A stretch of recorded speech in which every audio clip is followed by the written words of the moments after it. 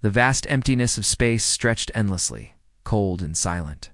Among the scattered fragments of a shattered fleet drifted the last royal ship of the Thauran Empire, a once proud civilization now brought to its knees. Its golden hull was scorched black, its energy shields flickered weakly, and its life support systems coughed like an old engine dying. Inside the command chamber, Princess Lyra Thauran stood before the main display, watching the static-filled star map. Her slender hands trembled as she adjusted the beacon's frequency again and again. Each transmission carried her plea for help farther into the galaxy, but no one replied. Distress call from Thauron royal vessel Aurelia. Requesting aid. Coordinates attached. We are under attack by Vorok raiders. Repeat requesting aid. The message echoed in the silent chamber. Then only static. Lyra turned slowly to look at the few survivors around her. Her people were exhausted, engineers, medics, and soldiers alike. They had seen too much death in too little time. Her captain, a weary old alien named Saren, lowered his gaze. Princess, we have sent the distress call 57 times. No one will come. The Syndicate controls this sector.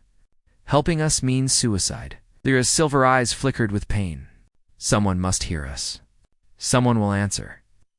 But even as she said it, her voice broke. Her empire's allies had turned silent.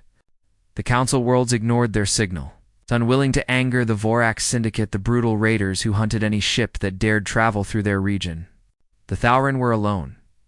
Outside, the dying star pulsed red light across the hull, casting long shadows through the control room.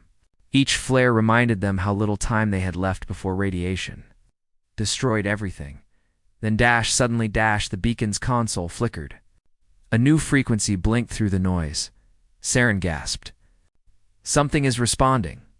Lyra rushed to the console, hope racing in her chest for the first time in days. The signal was strange, primitive in format, using data compression unlike any known standard. The words that followed were blunt, short, and powerful. This is the Terran Search and Recovery Division. Hold position. We're coming. For a long moment, no one spoke. Then one of the younger engineers whispered, Terran. You mean humans? Another crew member scoffed weakly. They're just stories. Deathworlders, from a cursed planet. Their world is said to kill anything that lives. You can't survive there. But Lyra's gaze stayed on the signal. It was real. Coordinates matched. The humans had heard. They were on their way. Deathworlders or not, she said softly, they answered. Hours later, the first Terran ships arrived. 3 of them burst from hyperspace, shaped like armored fists. Their hulls were rugged, covered in black plating, scarred by old battles. They didn't look elegant like Thauran vessels, nor beautiful like council cruisers. They looked alive machines built for survival, not display. Lyra stood on the bridge, staring through the cracked viewport, as the massive human ships drew closer. They were enormous, blocky, and slow-moving, but every motion felt deliberate. The lead ship carried the emblem of a blue and white Earth, its continents worn by time, its oceans bright and endless. A communication channel opened. Static cleared, and a deep voice filled the chamber. This is Commander Noah Reyes of the Terran Recovery Fleet. Princess Lyra Thauran, we received your distress call. We're locking onto your vessel now. The translator repeated his words in her language, each tone firm but kind. Lyra blinked. Commander Reyes, we thought no one would come. The Vorak patrol this region. They will attack if they find you here. Noah's response was calm, almost casual. Let them try. The humans moved with startling efficiency. Repair drones launched from their ships like swarms of silver bees. They attached themselves to the Aurelia's hull, sealing cracks and restoring air pressure. Inside the royal ship, human engineers wearing bulky armor, suits centered through the docking gate. They carried tools that hissed with plasma energy and spoke in quick, coded bursts. Lyra watched as they patched ruptured walls, replaced burned circuits, and revived life support modules her own people had given up on. One of them, tall, broad-shouldered, and gentle in his movements, paused to look at her. He gave a small nod before turning back to his work. The sight was strange. Humans had no shimmering eyes or crystalline hair like her people. Their faces were plain, their skin weathered.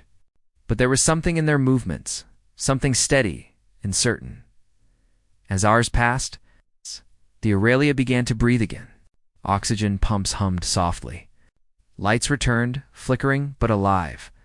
Saren whispered in disbelief, "They're doing the impossible." Lyra touched the glass screen before her, where the human ships moved like guardians around hers. "They are saving us," she said quietly. But salvation never came without a price. The Vorak. Syndicate discovered the rescue operation by nightfall. 3 pirate destroyers dropped from hyperspace, their jagged ships bristling with weapons. They were predators, fast, vicious, and merciless. "Multiple signatures approaching," cried an officer. "They've locked weapons." Lyra froze. "We can't fight, we're defenseless." Commander Noah's voice echoed across the cum line. "Stay behind us. Power down your weapons and shields. We'll handle this." "Handle this," Saren shouted. "They'll tear you apart." But the humans did not flinch. Their ships rotated, forming a triangle around the Aurelia, shielding it with their hulls. The Vorak leader transmitted on an open channel, his voice filled with arrogance. "Terrans, you dare trespass in Syndicate space? Leave the aliens to die or join them." Noah's answer was ice cold. "We don't abandon survivors." The Vorak ships opened fire streams of plasma and kinetic rounds filled the dark. The human ships shook, but held position. Their armor absorbed impact after impact, glowing red-hot. Then the humans responded not with lasers, not with flashy beams, but with something ancient and terrifying. Payload ready. One Terran officer reported, "Drop it," Noah ordered. From orbit. They released tungsten rods, massive dense projectiles that fell at near-light speed. They struck the Vorak flagship without sound, only light. In seconds, the pirate vessel disintegrated, vaporized into fragments. The other Vorak ships turned to flee, their sensors screaming warnings. Humans did not chase. They simply watched, silent and unshaken. Inside the Aurelia, everyone stared and stunned. Even Saran's trembling hands went still. They fought back with gravity itself," Lyra whispered. "No, they fought back to protect us." Later, when the battle was over, and the wreckage drifted silently through the void, the Thauron survivors gathered in the observation chamber, through the reinforced glass. They saw the Terran ships floating calmly, their engines glowing faintly blue. Lyra sat by the viewport, unable to sleep. Her mind replayed every image, the humans standing between them and destruction. Their scars, their calm eyes, footsteps echoed softly. Commander Noah entered, his armored suit faintly scratched. He stood beside her, silent for a long moment. "You should rest, Princess," he said finally. "I can't," she admitted. "I keep thinking. You could have left us. Why did you come?" He looked at the dying star outside. "Because no one else did." There was no pride in his tone, no demand for gratitude. Just quiet truth. Lyra studied him carefully. "Your people are from a death world, aren't they?" "My tutors said humans live on a planet that kills its own children. Storms, quakes, fire, poison, air." Hay smiled faintly. "That's about right. And why would you risk your lives for strangers?" she asked. He turned his head slightly, meeting her gaze. "Because we know what it feels like to be left behind." The words hit her harder than she expected. For the first time, she saw what made these humans different. They weren't fearless because they were strong, they were fearless because they understood suffering. When he left the chamber, "Shh," she whispered to herself, "Deathworlders. Maybe that's not a curse. Maybe that's why they care." Days passed as the humans continued their repairs. They shared food rations, helped rebuild engines, and taught the Thauron crew simple survival techniques. Despite their rough appearance, the humans laughed easily. They told small stories about their home world, about blue skies, oceans, and forests that tried to kill them daily. Yet, in every story, there was a sense of love, not hatred. Lyra listened to them often, learning pieces of their strange history. Humanity had survived ice ages, plagues, and wars and still built music, art, and compassion. At night, when the lights dimmed, she would record her thoughts into her royal journal. Humans came from the most dangerous world known to life, and yet they are the kindest I have ever met. They are dangerous not because they destroy, but because they protect with all their heart. On the 7th day, repairs were complete. The Aurelia was ready to travel again. Lyra stood before the viewport as the humans detached their ships, preparing to return to their home fleet. Commander Noah appeared once more on her screen. "You're clear to go, Princess. Your ship's systems are stable. Try to avoid Syndicate space if you can." She smiled softly. "And if we send another call?" He hesitated, then smiled back. "Then we'll come again." The connection ended, but his words stayed as the Terran ships turned away. Lyra's voice trembled slightly as she ordered, "Set course for Haven Station. Record message log. We were saved by Deathworlders. They came not as conquerors, but as guardians." The Thauron ship drifted forward, its repaired engines glowing. Outside, the Terran ships vanished into the stars, and though their signals fad, weeks had passed since the Terrans rescued Princess Lyra and her people. The repaired royal ship Aurelia now floated safely near Haven Station, a neutral trade port orbiting a quiet blue star. For the first time in months, Thauron survivors felt peace. But even peace could feel strange after war, Princess. Lyra often walked along the glass corridors of the station, her silver eyes watching cargo ships drift through the docks. Each one reminded her of the human vessels that had come through the red storms, those black, scarred ships that saved her when no one else would, every night. She replayed Commander Noah Reyes's voice in her mind, because no one else did. Those words had carved themselves deep into her heart. Her people, however, were uneasy. Some whispered that trusting humans was dangerous. Others feared that the Vorak Syndicate would come again to punish them for surviving. But Lyra had made her choice. She would not hide behind fear anymore. She sent messages of gratitude to the Terran command channels, though she never knew if they reached Earth. There was no reply. The Deathworlders had vanished as suddenly as they appeared. The calm before the storm, the quiet days did not last long.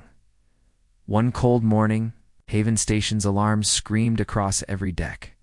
The light panels turned crimson and the docking gates sealed shut. "Unidentified fleet incoming," shouted a voice over the intercom.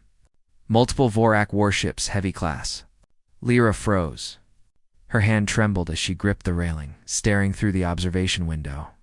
Dark shapes tore through hyperspace, massive, claw-like ships painted with Syndicate emblems.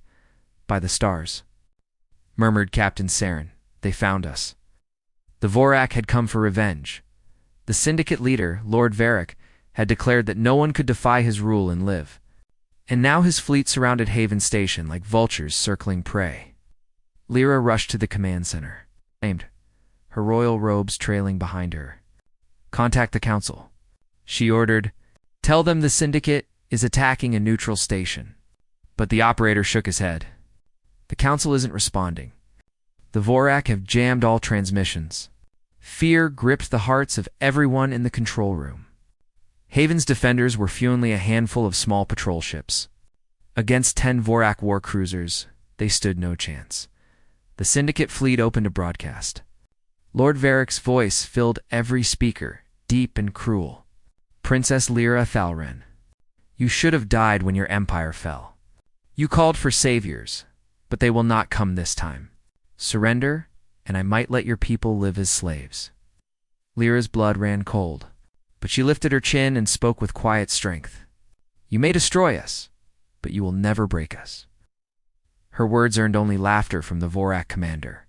The enemy ships began to charge their plasma cannons. Captain Saren looked at her with sorrow. "Princess, we cannot fight this. Even if we run, they'll catch us." Lyra's voice broke slightly. "Then we stand together. We won't beg." And as the Vorak fleet prepared to fire, Lyra turned toward the stars and whispered the words that had saved her once before. "If any Terran ship can hear me, we need you."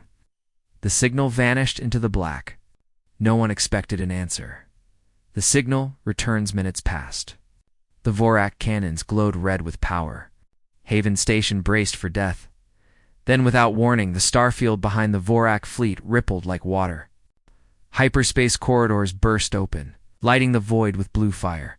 Dozens of metal shapes emerged, Terran warships. Their hulls were plain, heavy, scarred from 100 battles. No polished armor, no royal symbols. Only the faded blue emblem of Earth. Painted across every prow, at the center of the formation stood a massive battleship, the TSS Resolute. A familiar voice crackled through every comm channel. "This is Commander Noah Reyes, of the Terran Defense Fleet. Princess Lyra, message received. Sit tight. Deathworlders inbound." For a heartbeat, silence ruled the galaxy. Then the humans advanced. The clash in the void, the Vorak ships turned to face the newcomers. "Lord," Vorak's voice roared with disbelief. "Terrans? Again? You fools didn't learn the first time." But Noah Reyes's calm reply carried through the static. "We did. We learned that mercy has a cost, and we're willing to pay it." The battle began. The humans didn't outnumber the Vorak, but they fought differently. Where the pirates relied on fear, the Terrans relied on precision. Their ships moved in tight formations, overlapping shields to protect one another. They launched swarms of drones that carried no explosive weapons, only reflective mirrors to scatter enemy targeting beams. They dropped tungsten rods again, tearing holes through the Syndicate's armor. Inside the Aurelia, Lyra and her people watched the display with awe and terror. Each impact lit up the darkness like lightning. "Look at them," Siren whispered. "They're fighting a fleet twice their size and winning." The station's defenders joined in, emboldened by the Terran courage. Small ships darted through the chaos, hitting the weakened Vorak cruisers. But then the Syndicate's flagship turned its main cannon toward the Aurelia. A beam of white light gathered at its core. Lyra's eyes widened. "They're targeting us." Before anyone could react, one of the Terran ships, the TSS Endeavor, moved between them. The beam struck. The Endeavor's hull glowed red, cracking under the force. The ship's outer plating shattered like glass. But even as it broke apart, it held position, shielding the Princess's ship until the blast ended. When the light faded, the Endeavor drifted silently. Half of its structure was gone. Yet its sacrifice had saved hundreds. Lyra's throat tightened. They gave their lives. "For us." Noah's voice came through again, quieter now. "They knew what they were doing, Princess. Terrans don't run from storms. We fly through them." The Terran fleet roared forward. The Resolute charged its main cannon, unleashing a kinetic barrage that split the Vorak flagship's armor. Lord Vorak's ship exploded in a flash of red fire. The remaining raiders broke formation and fled into hyperspace.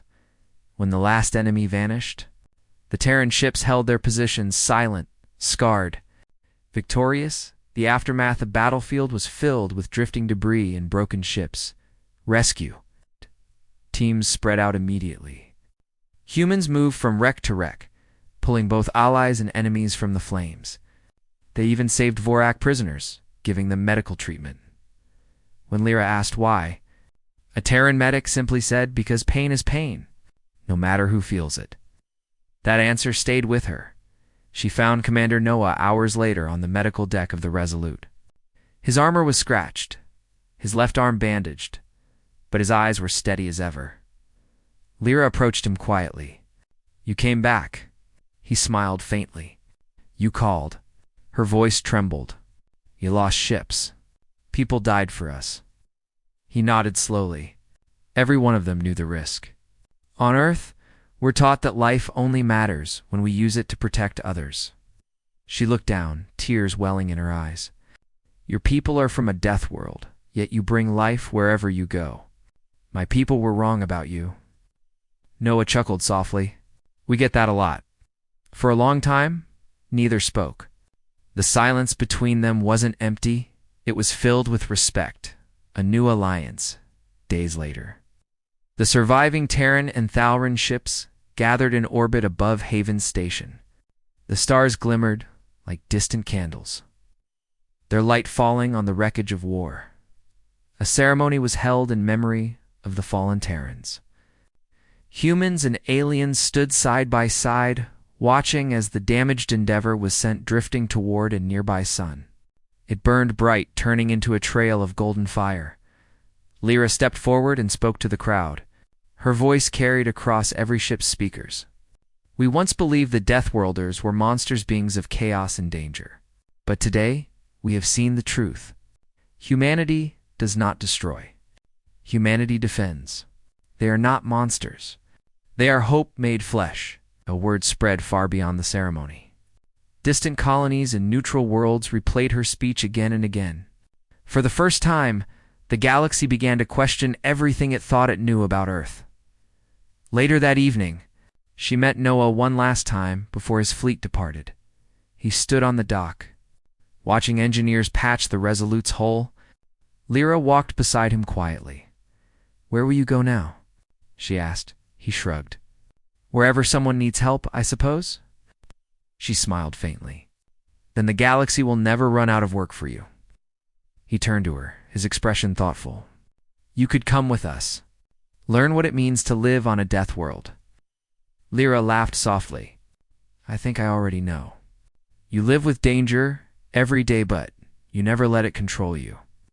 He nodded. "That's the secret. We don't fear death because we've learned how precious life is." She extended her hand, the traditional Thauran gesture of friendship. Noah clasped it firmly. Their hands, one delicate and pale, the other rough and scarred, met in the middle, symbols of two worlds united. "May our stars cross again, Commander. Count on it." "Princess." The Terran fleet began to depart, their engines glowing blue as they slipped back into hyperspace. The legend of the Deathworlders minutes later. Stories of the battle spread across the galaxy. The words Deathworlders no longer meant terror. They meant courage. Merchants told tales of human fleets that answered distress calls no one else dared to. Children on distant worlds whispered the name Earth with wonder in the royal archives of the rebuilt Thauran capital. A statue was placed in the central hall, a human in armor, standing beside a Thauran princess, both looking toward the stars. At the base of the statue were words carved in 3 languages. They came from the Deathworld, not as conquerors, but as guardians.